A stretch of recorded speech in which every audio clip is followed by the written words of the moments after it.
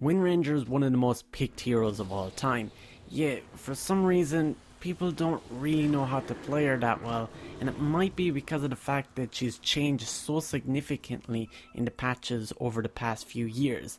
So here are 25 tips that will hopefully make you a better Windranger player. 1. Cancel the channeling of Powershot when required. It's better to hit the Powershot with less damage rather than not to hit the Powershot at all. 2. Salve healing with abilities. Windrun plus Salve is a really nice combo when you know the enemy has no spells left. It's even better if the enemy is only able to do physical damage with right clicks, for example Drow Ranger. Instead, if you want to go and play defensive with your Salve, you can minimize the chances of your Salve getting cancelled by, say, standing behind a tower or in the tree. Simply just use Powershot to guarantee some of those last hits. 3. Stack multiple camps with the use of Powershot. There's certain places on the map that you can right click 2 camps at the same time and stack both of them, but you can do even better by using your Powershot and stack 3 camps at the same time. However, this is something that's a little bit unrealistic, and it's something that only you will be able to replicate if you go and practice this in a private lobby, but it's more realistic in the case of where there's one creep camp, you stack that with a right click and you power shot another. The main advantage of using your power shot to get the second creep camp is that you don't have to have vision of them, and also power shot can have a much longer range than your right clicks. 4. Go scepter to counter blade mails. If the enemy buys several blade mails, you can actually buy Ghost Scepter. When you use Ghost Scepter, it prevents you from attacking. So this means after you've committed the focus fire, you can Ghost Scepter and run away from the enemy without attacking. This is really good too, because blade mail lasts 4.5 seconds, Ghost Scepter lasts 4 seconds. So by the time you've reacted to it and the Ghost Scepter ends, the blade mail and Ghost Scepter should end roughly at the same time. 5. Windrun invis talent can disjoint projectiles. This is really good if you have quick reactions against certain critical spells or items like Rod of Atos. But one place that you want to very actively be using this that's really easy to do is to disjoin Tinker's rockets that he's spamming out whenever you're pushing high ground. You want to minimize the damage that you're going to take because you have a low HP hero. 6. You can still cast Windrun while rooted. You won't be able to run away. However, if you have the invis talent like I mentioned before, you can disjoint projectiles, but if the enemy doesn't have detection, they won't be able to right click you. It's a really nice way of escaping from Rod of Atos when the enemy doesn't buy detection. 7. Save Windrun to dive towers. When you're going for these early focus fire kills in combination with your Windrun, the enemy is going to feel safe under their own tower, but you want to be able to stay under their tower for as long as possible, taking as little amount of damage. If you cast Windrun too early, you might just run out of duration before you even reach the aggro range of the tower.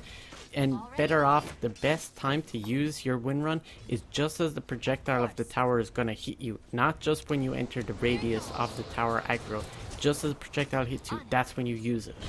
8. Take tower aggro. If you're pushing a tower and you don't want your creeps to die, or your teammates need someone to tank the tower, do it with your Windrun. It's very effective. However, it's usually not worth it if you're pushing on your own and you think you're going to die straight afterwards. Your life is not worth a little bit extra tower damage. 9. Roshan in combination with your spells. A common thing you want to do is break Roshan's Linkens. A way of doing this is throw out a shackle and then a focus fire straight after that.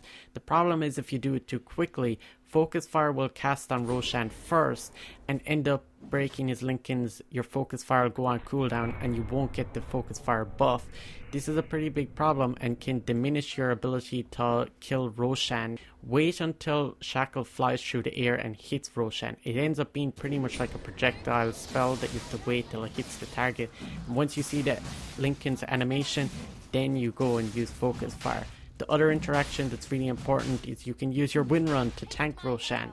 10. Powershot gives lingering vision at the end of its range. You can use this to scout out runes, see where the power runes have spawned either at the top of the river or the bottom, check if people forgot to pick up the bounty runes, who knows.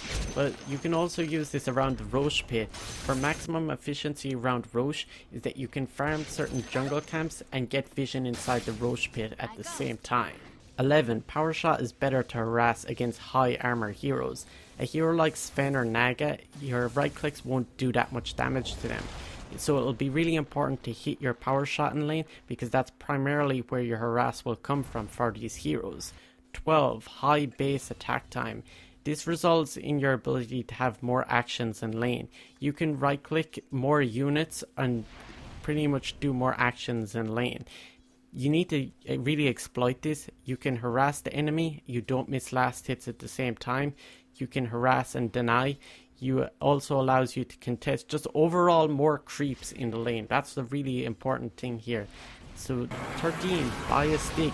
Windranger is a low HP hero, so she really also struggles with mana at the earlier points before she hits level 10. It's a huge high value item on Windranger, seeing as she's always fighting quite regularly once she's got decent items. 14. Javlin. It's a really good item. The earlier you get a Javlin, the better. As a matter of fact, with just focus fire, Javlin will do more damage than 2 null talismans. 2 null talismans are really good for contesting last hits in lane. However, maximum damage output is like literally a Javlin. It's also really good against high armor heroes because you're doing magic damage instead of just solely just physical.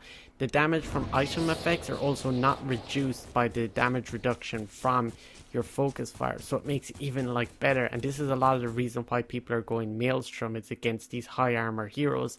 But even there's this strategy for itemization, is to upgrade your boots later just by boots of speed. In some cases, people are not even buying boots of speed and rushing the Javlin beforehand and trying to get like a 5-minute Javlin. But you'll only do this in games of where your Windrun is enough to save you in lane for defensive capability. The reason why this has happened is because Windrun has got buffed a lot over time, and it now has very low mana and very low cooldown. 15. Cut the trees to escape. Normal places where you might use a tango or a quelling blade to cut down the trees, instead you can use a power shot. This is a really good way to escape, but you want to cancel your power shot almost immediately, just so that you can kill the trees as quick as possible instead of trying to do damage. You can also use this against stuff like Sprout when yourself or your allies get stuck in Sprout from Nature's Prophet. 16. Clear the creep wave with power shot. Before creeps reach your tower, you can power shot them from a long range. Once they get closer to your tower, you'll have power shot available again. This helps stall the enemy pushes and can give your allies enough time to get in position for a team fight or even to respawn after a death. 17. Wrap around in the fog. If you can flank behind the enemy, go through a place where they don't have vision of you, and then they don't expect you to come from behind and sometimes react a little bit slower. You will miss last hits during this time, but if you get a kill, it's all worthwhile. 18. Don't waste your shackle. Whew, I made this mistake a lot and I kept repeating it. Throw out a shackle and it latches to nothing. You do not want to do that. Save your shackle to latch onto something or else to cancel a teleport. They're the only two reasons that you should ever use it. Good players will position themselves away from trees. When you chase them, it's really hard to hit a shackle onto them. Don't just throw out a random shackle. Another hero might appear, a support might teleport in trying to save them, or something might happen and you end up being dead. Shackle on cooldown is not what you want. 19. Break trees near enemy towers. There's certain trees that are near the towers that make it out of your vision, so enemies will teleport in these locations trying to be sneaky to counter initiate your tower push. So instead what you do is you use power shot preemptively to cut down these trees so you can see their teleports in and get away very easily. 20. Lincolns to tank spells. If you end up buying Lincoln Sphere, sometimes when people buy it they don't even know why it's good or not, but it makes the enemy commit more spells to kill you. Windranger tends to take very little damage in matches, so every spell extra that's used on you, that's spells that would have otherwise been used on your teammates. 21. Don't stand still when focus fire in a tower. The enemy can easily initiate onto you or use any sort of spell on you when you're standing still. It makes it super easy. You should make the enemy work for it by strafing in an unpredictable manner. 22. Iron Branch plus Blink Trick. You can throw out a shackleshot, while the shackle is flying in the air, blink behind the enemy and throw down an iron branch. This is a bit of a meme if you have an iron branch left over or something, but you often want to do this in a place where there's no trees, like in the middle of the river. 24. Follow Powershot with your camera. You have to be kind of fast with this, but you can get more information if you move your camera as your Powershot is flying through the air. This can also be used in combination with scouting for vision, like around ruins or into the Roche pit. 24. Powershot to spot wards on the laning stage. Check the enemy's inventory, and if they have a stick, note how many charges they have.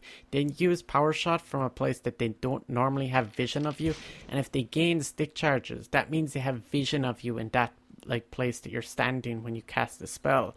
However, if they don't have a stick, another way of spotting the enemy's vision is when you're charging up for your power shot and the enemy move out of the way to actively dodge it, then you know they probably have vision of you too. 25. With Blink, always go for the double shackle. This is the easiest way to hit double hero shackle shots in the game. You need to actively try and do this nearly every time that you're using Blink to initiate. Do we have enough time for a bonus tip? I think we do. If the enemy have a Lotus Orb, don't cast Focus Fire on them, because what will happen is they'll get this huge attack speed, and ranged heroes are allowed to attack in any direction they face, similar to how Windranger can run away and attack at the same time. But Monkey King for some reason acts like a ranged hero, so he can just run around on you in circles and get up a bunch of Jinju Mastery stacks. So tell me, which hero do you want to see next? And if you enjoyed this video, consider subscribing.